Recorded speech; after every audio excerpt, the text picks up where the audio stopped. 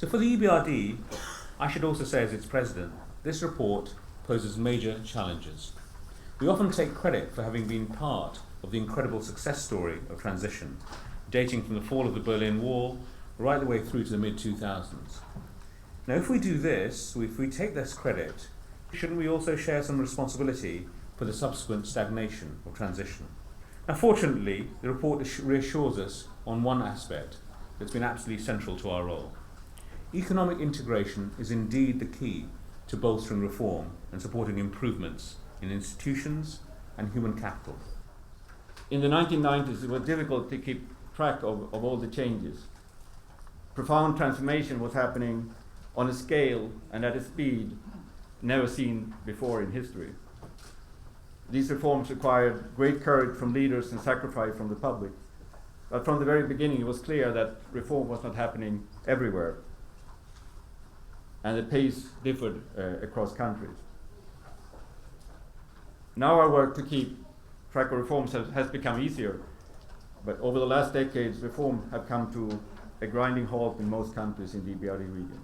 Everyone has assumed the responsibility to fight for peace and to make peace with the other because of this dream of being integrated in the European Union. But on the other hand, there is a paradoxical situation that all this is happening in a moment that the European Union is not exactly what we had in mind when we started to fight for it. Well, I'm rather hopeful because the situation is so bad that it's liable to improve.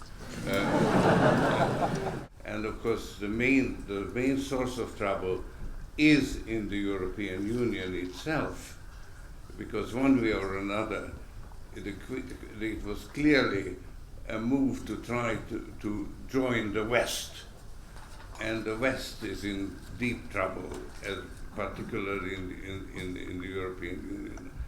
And this is the region that desperately needs the European Union as a magnet which is attracting, and it has ceased to function. The problem of the business development in our countries.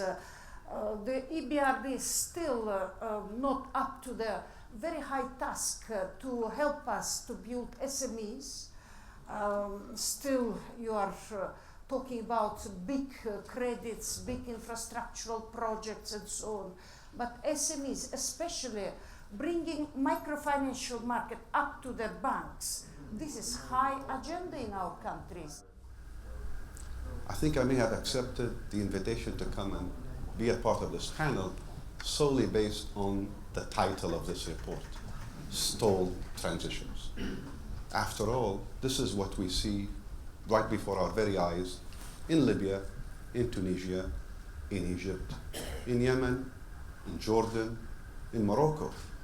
One could go so far as to say that we're not just looking at stalled transitions, we're perhaps looking at very significant reversals happening very soon, as we have just witnessed in Egypt. We took for granted the issue of short-term dislocation, getting past the initial steps.